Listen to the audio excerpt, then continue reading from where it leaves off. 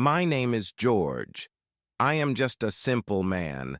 I have a small story, but it means everything.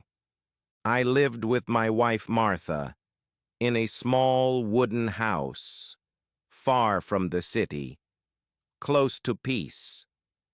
We had no electricity, no hot water, no money to save, but we had love every day. Love was our light, our power, our gold. It was enough for us, more than enough. Martha was my sunshine, my home, my reason to smile. She was my everything. Every morning she woke up early, she cleaned, she cooked, she worked with joy. I worked as a builder, carrying stones, building walls, breaking my back for bread. Life was hard, money was little, but love was strong, and we never felt poor. We had 3 children, Mark, Emily, and Leo. They were our whole world. We gave them food before eating, clothes before buying for ourselves, always. There was never extra money, never free time, but we never complained once. A hug from them, a smile from them, made us forget hunger, pain, and tiredness. Sometimes they got sick, their little bodies weak, their eyes full of tears. Those nights were the hardest. No sleep, no rest, just worry in our hearts. We sold our bed, our warm blankets, just to buy medicine, just to see them smile. Because nothing is heavier than seeing your child suffer. Nothing hurts more. One day Mark wanted to go to college. He had a dream, a big, beautiful dream. But dreams cost money, and we had none, so the college said no, refused him. Martha took her wedding ring, her only gold, and she smiled as she removed it. She said to me, "George, our children are our treasure. Gold means nothing to me." Years passed fast. The children grew up. They studied, they worked, they left. They moved to big cities, bought phones, had busy lives, had children of their own. At first, they visited on holidays once in a while, bringing gifts and stories. But then, the visits became less. The calls became short. The silence became long. I remember sitting on the porch every evening, looking at the empty road. Martha beside me holding my hand, her eyes full of quiet hope, like mine. I always said, maybe today they will come. Maybe today is the day, my love. But the road stayed empty. Only the wind came. Only the birds sang for us. Martha never complained. She smiled softly, even when her heart was heavy.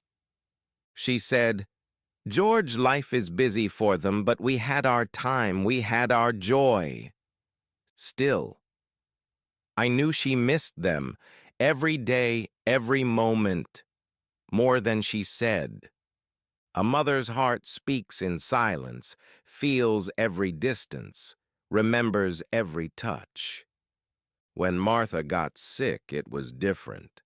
Her breath was slow. Her hands were cold. We had no money for doctors, no insurance, only old love and old blankets. I called Leo, our middle son, told him, "Martha is not well, but I ask for nothing." He did not come, no visit, no call, just silence, like the wind through the trees. Winter came, colder than ever. Our heater broke, but we could not fix it. We slept under 2 old blankets, close to each other, sharing our warmth. I held her tight, kissed her forehead, whispered, "It is cold, but your hug is enough." She smiled, eyes closed, hands soft, love still alive, still burning in her heart. Our children said, "It is time for a nursing home, time for better care, better help." They said, "It is safer, more comfortable, more professional," but I knew the truth. They had no time, no space in their lives, no place for two old hearts waiting. Still, we agreed. Not because we wanted to, but because we loved them too much. The nursing home was clean, quiet, cold, far from our home, far from their hearts. Our room was small at the end of a long hallway, close to silence, close to forget. Every morning I woke up early, wore my old shirt, sat by the door, watching. The nurse asked, "Why wait, George? No one comes." But I smiled. Hope never dies. Martha stayed in bed, weaker every day, but still holding their old photos. She touched their faces, whispered their names, smiled through her tears. I sat beside her, held her hand, said, "I am here, my love, as long as you breathe." She looked at me, eyes full of stories, full of love, full of a mother's endless heart. The world outside was fast, loud, always changing, but our hearts stayed the same. We remembered every birthday, every little song, every tiny hand in ours. Life took many things from us, money, health, time, but not our love, never. That love was our home, our treasure, our light, even in the darkest nights. Sometimes I whispered to her, "Do you think they will come today, Martha?" She smiled softly, said, "Maybe. Maybe they will remember." Hearts always remember. I wanted to believe, needed to believe, because love teaches us to hope always. Even when the days are empty, even when the nights are long, we still hope. This is who we are, parents who gave everything, not asking for anything back. We do not count gifts, do not count visits, we count love, we count memories. Martha and I built a life with our hands, with our hearts, with small joys. Now we live in those memories. They are our gold, our diamonds, our forever. Every morning I sit by the window, my hands on my knees, my eyes on the road. I remember their small feet running, their little voices calling, "Daddy, look at me." Now the road is empty, quiet. Only the wind sings. Only my memories speak to me. But I wait, because waiting is love, because my heart still believes in family. Martha watches me. Her eyes are soft. Her smile is tired, but full of kindness. She says, "George, come sit by me. Rest your back. You have worked enough." But how can I rest when my heart is standing, when my soul is standing? I wait for footsteps, for laughter, for the simple joy of seeing them again. Do you know what is funny, my friend? It is not the big things I miss the most. Not the gifts, not the holidays, not the grand visits, but the small, sweet things. I miss Leo sneaking bread, Mark fixing his broken bike, Emily singing off-key. Those moments were our gold, our treasure, worth more than anything money can buy. We never had much, but we had each other. We had simple joys, simple days, a warm bowl of soup, a shared story by the fire, a walk in the fields together. Martha would sew clothes from old fabric, her fingers quick, her heart full. I would fix the roof, fix the fence, and together we would fix our little world. Years passed. The children grew tall. Their dreams grew bigger, their lives faster. We pushed them forward, even when it pulled them away from us. We smiled.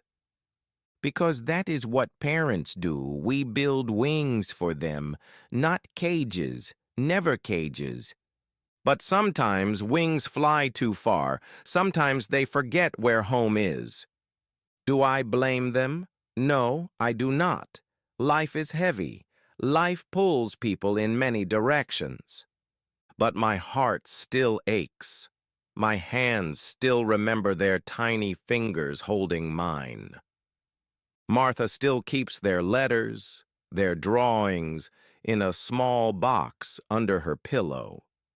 She touches them at night, whispers good night to them, like they are still small. One evening, Martha's cough got worse, her breath short, her body shaking. I made her tea, held her hand, sang her the old song we loved in our youth. She smiled, weak but bright, said, "George, you are still my song, my heart." I kissed her hand, said, "Martha, as long as I breathe, I am yours forever." But forever feels short now. Days run faster, nights are longer, colder, quieter. We used to count their birthdays. Now we count the days since their last visit. But hope is stubborn, like an old tree. It stands even when the storm is strong.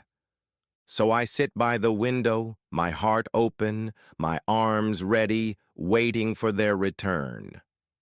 Sometimes I talk to the nurses. They are kind, they listen, they smile softly. They ask me, "George, why do you still wait? Why do you wake up so early?" I tell them, because my heart does not know how to stop loving, stop hoping. Because every father waits. Every father believes no matter how long it takes. Martha gets weaker, her hands colder, her words softer, but her love is loud. She holds my hand, squeezes it gently, says, "George, we raised them well. Even if they are far, even if they are silent, we did good. We loved right." I nod, but my throat is tight, my chest heavy, because missing hurts. One night, the heater broke again. The room was cold, but her hug was warm. We wrapped ourselves in old blankets, laughed softly, remembered old winters. I said, "Martha, it is cold outside, but your love is still the fire in my chest." She smiled, eyes shining, said, "George, your words are warmer than the sun." The staff offered new rooms, warmer, closer to others, but we said no. Thank you. This small room holds our memories, our love, our life. We do not need more. Every crack in the wall, every sound of the floor speaks to us, tells our story. You cannot buy that with money. You cannot replace it with comfort. At night I dream of the old house, the garden Martha loved, the tree we planted. I see Emily running around it, laughing, her hair flying like the wind itself. I see Mark building small bird houses, his hands full of nails, his heart full of pride. I see Leo reading under the sun, his face calm, his dreams bigger than the sky. These dreams keep me alive. They feed my soul. They keep Martha smiling. Even if they are only dreams, even if the real faces are far too far. Because love does not care about distance, love remembers, always remembers. So I hold on. I breathe slow, I believe, because that is what love teaches us. Martha whispers sometimes late at night, when she thinks I am asleep. She says, "My babies, I hope you are well. I hope you are happy. I love you." Those words are soft, but they are the loudest songs in this quiet room. And I listen every time, because her love is the most beautiful sound I know. Time is a strange thing. It runs fast when you are young, slow when you wait. But even slow time is precious, because it gives me one more day with Martha. One more sunrise, one more cup of tea, one more quiet moment of holding hands. And I am grateful, truly grateful, for every small gift time still gives us.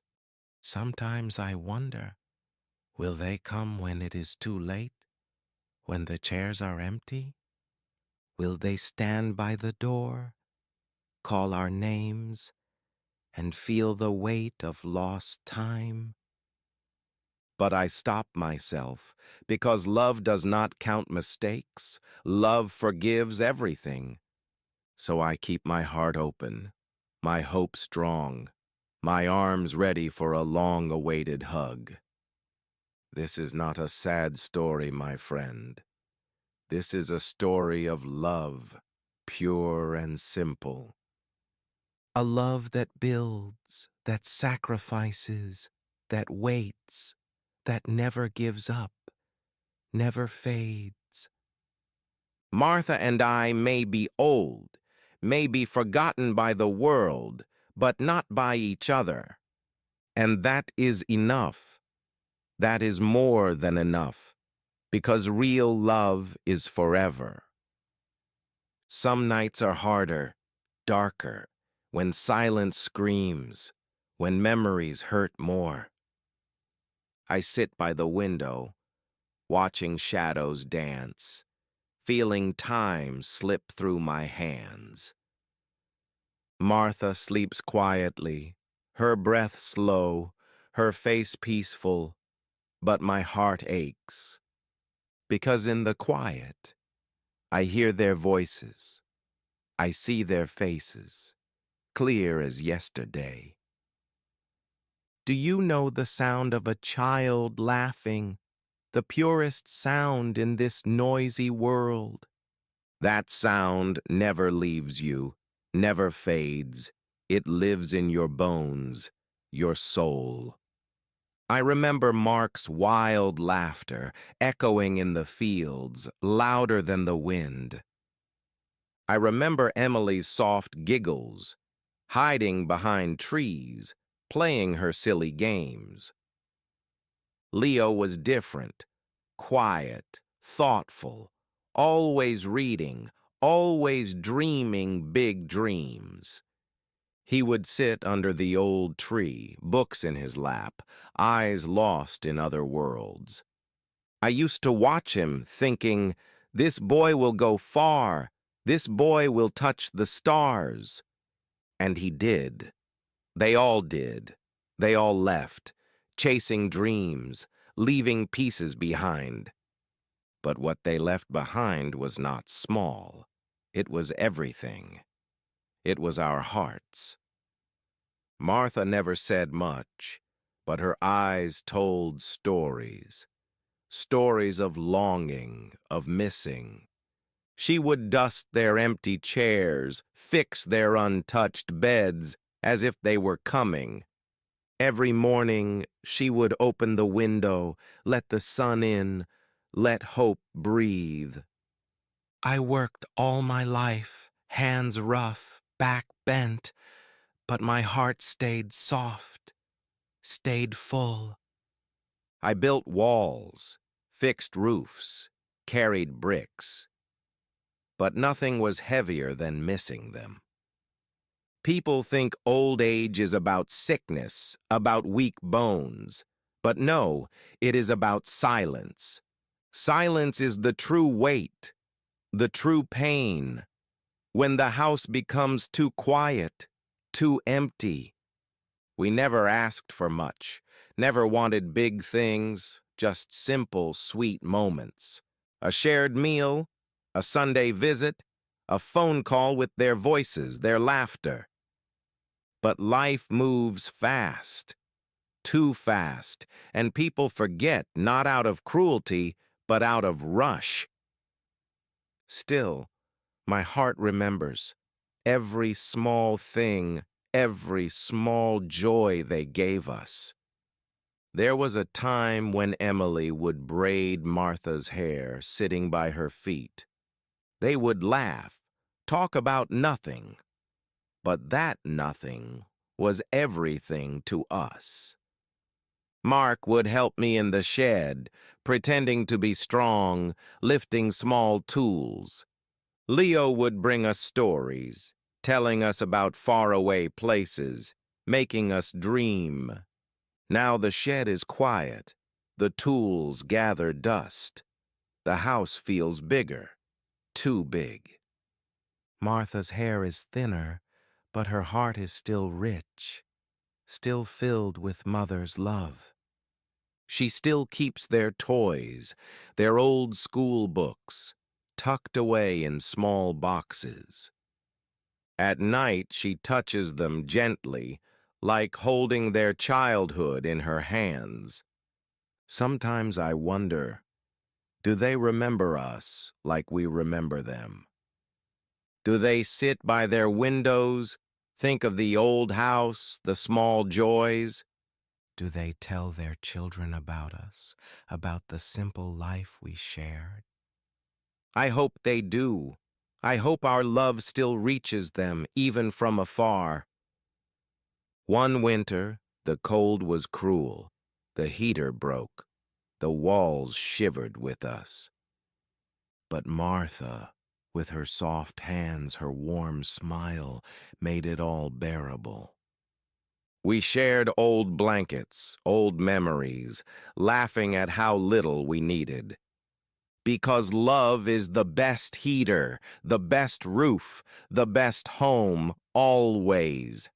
In the care home, people come and go, faces change, names fade away.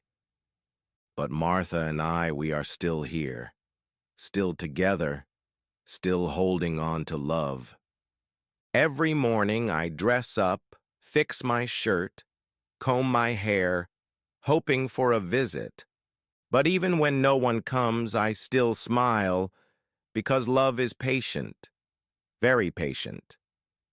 Nurses ask me, "George, do you feel lonely? Do you feel forgotten?" I tell them, no, not forgotten, just waiting. Waiting takes time and love. Because forgetting is easy, but remembering is a choice, a beautiful choice. And I believe deep inside, one day they will choose to remember. Martha says, "George, don't be sad. We had a good life, a full life." And she is right.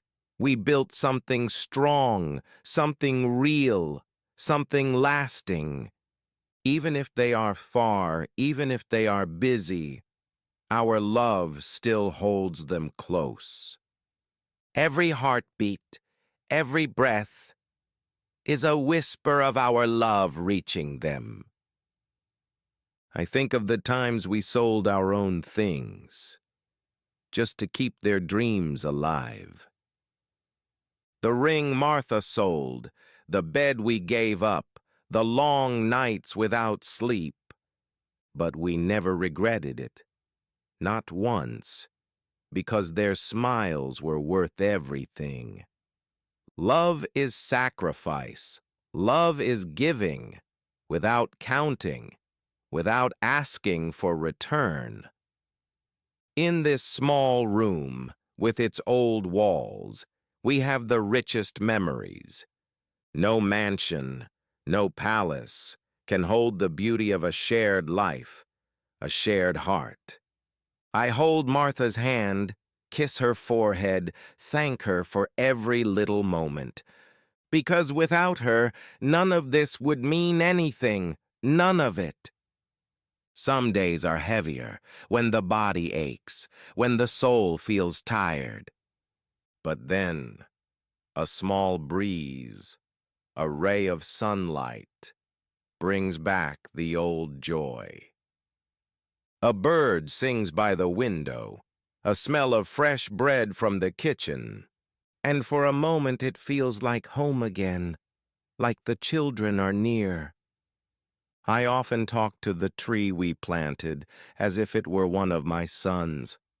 I tell it, grow strong, stay rooted, remind them of where they come from. Because roots are important, they hold you when the storms of life come. And our family, no matter the distance, is still connected, still one.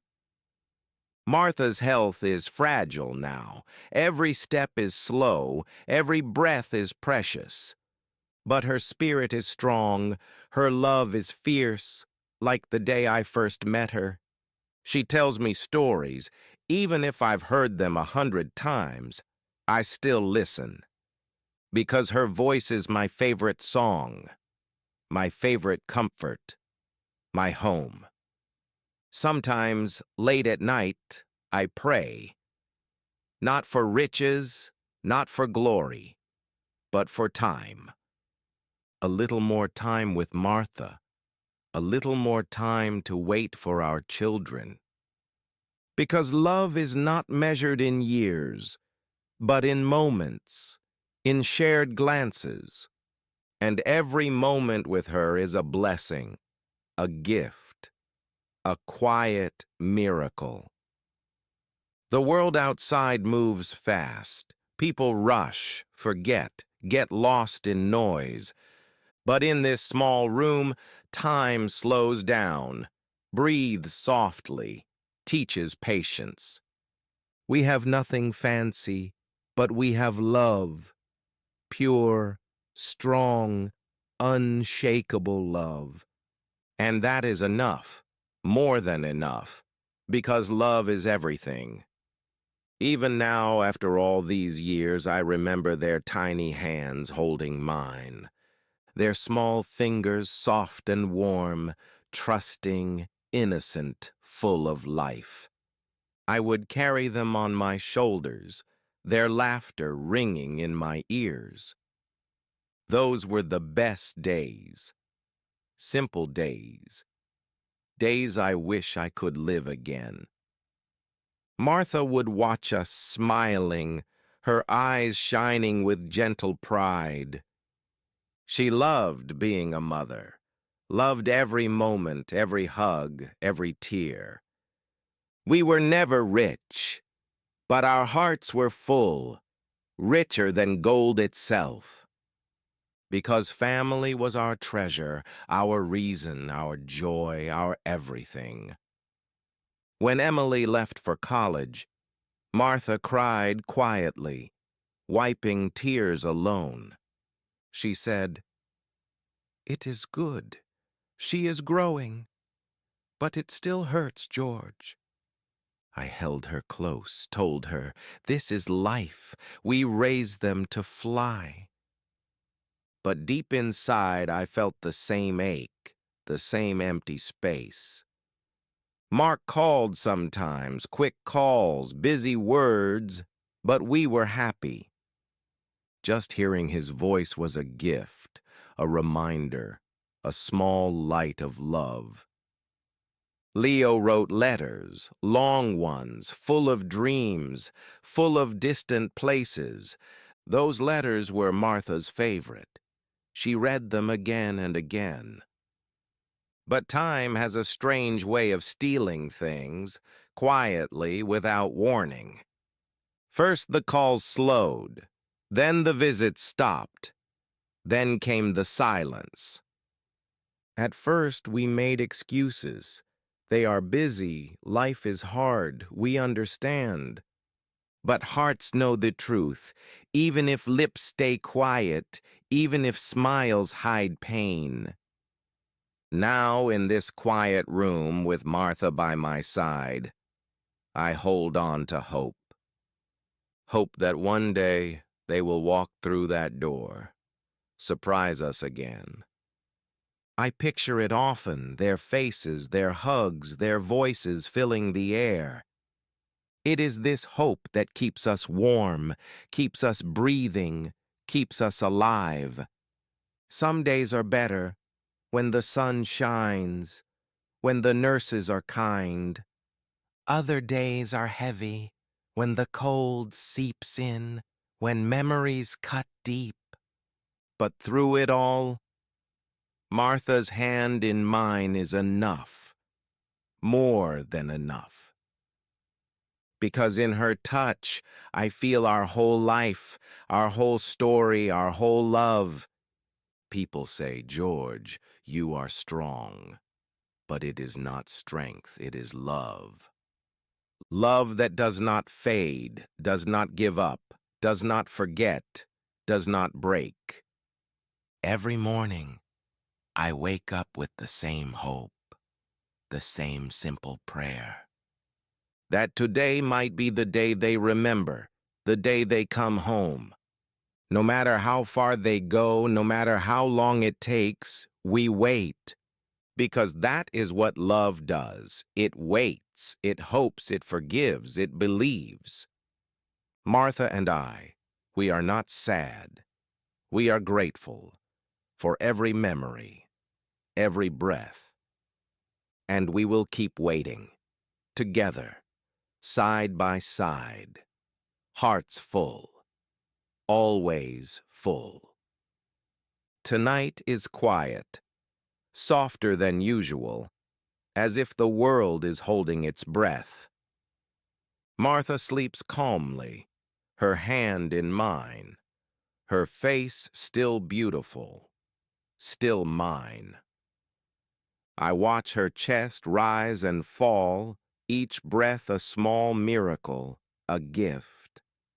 I whisper, "Thank you, my love, for every moment, for every memory, for us." I know time is short. I feel it in my bones, in the way the night feels. But I am not afraid, because love has no end. It stays, it lives on. If this is the last chapter, then it is a good one, a full one, a sweet one. I close my eyes, smile softly, and hold her hand a little tighter. Forever.